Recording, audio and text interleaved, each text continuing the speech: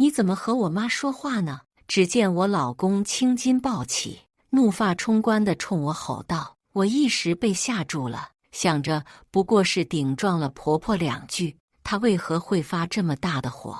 正当我不知如何应对之后的婆媳关系时，我老公有了个绝妙的提议：亲情长相守，真情在人间。大家好，我是秋兰，欢迎观看《真情人间》。我叫张月，出生在一个富裕的家庭。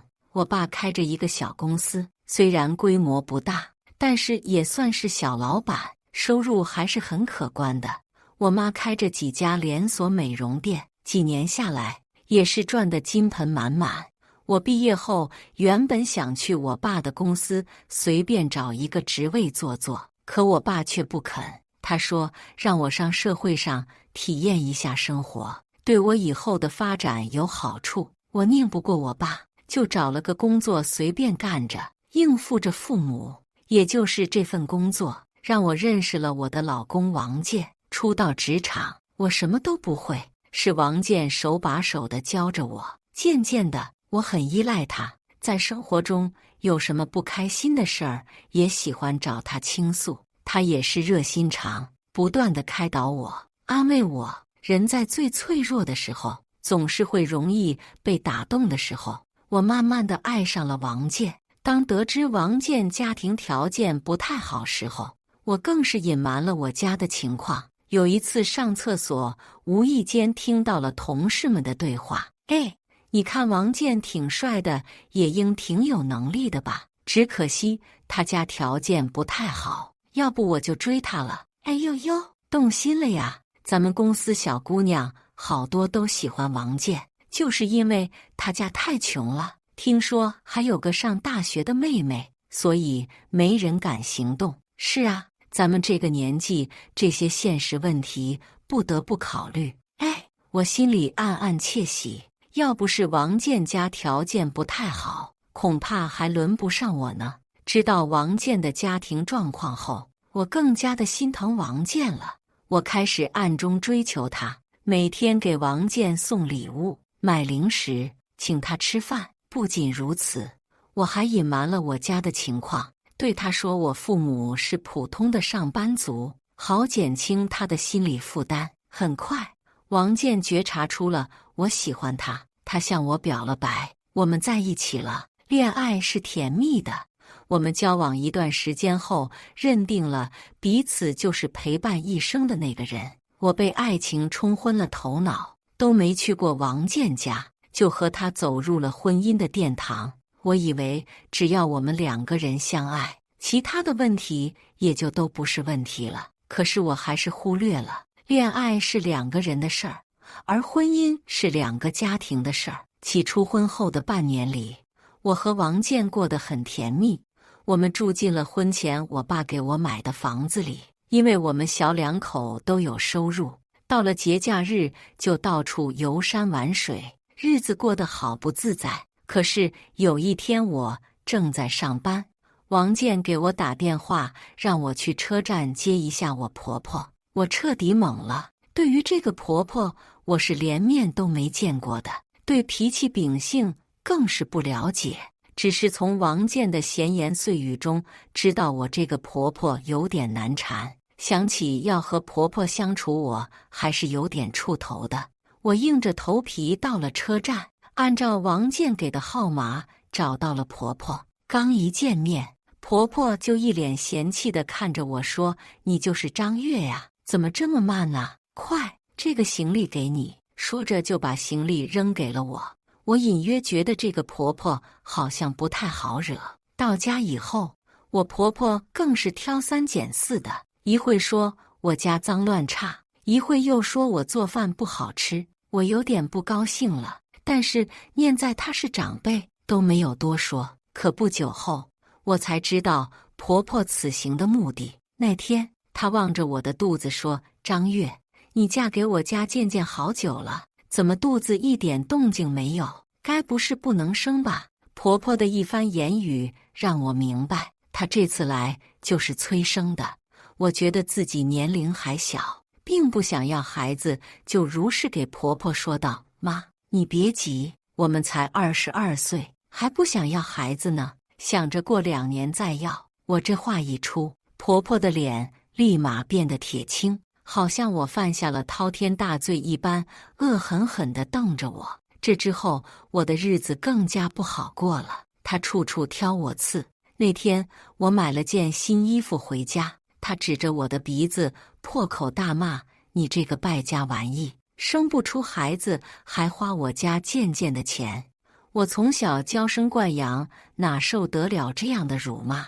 我实在顾不上什么尊卑有序，冲着他回怼道：“我不就买个衣服，怎么还和要孩子扯上关系了？还有，这是我自己挣的钱，不是你家贱贱的钱。你挣的钱，你挣的钱就是我家贱贱的钱。肚子这么久了，还给我生不出孙子，你这诚心让我们王家断子绝孙。”我不觉得感到可笑，懒得再搭理他。话不投机半句多，可让我没想到的是，他还向王建告了我的状。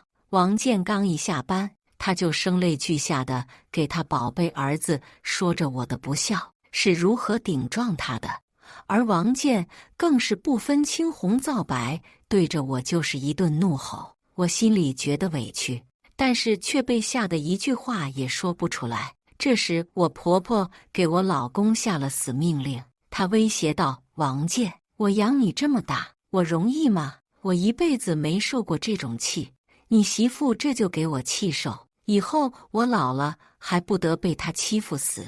你说吧，王建，这个家里有我没她，有你这个媳妇就没有我，你选吧。”王建这时犯了难，他抱着头不知所措。我上前安慰他，可他却缓缓地抬起头对我说：“月月，咱们离婚吧。”我不可思议地望着王建，只听他继续说道：“我也是没办法，他现在气头上，要不我们先离婚，等他消了气，我们再复婚。”听到王建这个绝佳的好主意，我失望地点了点头。此后，我和王建离了婚。也就在这时，我才知道离婚后的生活有多么爽。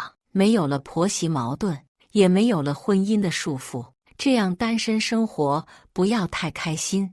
而王建也在此后的1年多的时间没有再找过我。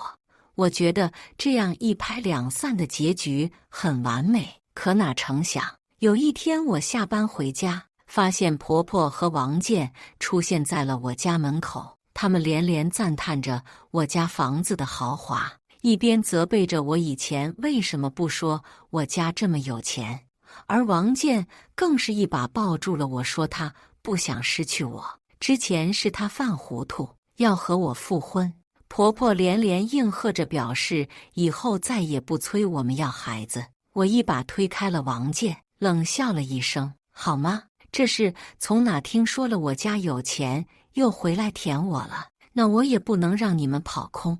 得送你一份大礼。”说着，我拿出了王建那张无精症的诊断单。想当初，我以为王建爱我，当他把诊断单给我，让我帮他保管秘密时，说怕他妈妈伤心，我一口答应了。非但没嫌弃他，还决心和他好好过日子，哪怕没有自己的孩子也可以。可谁知，王建的所作所为太让我失望了。这个秘密也就没有隐瞒的必要了。婆婆看到后，一下子瘫坐在了地上，她不敢相信这是真的。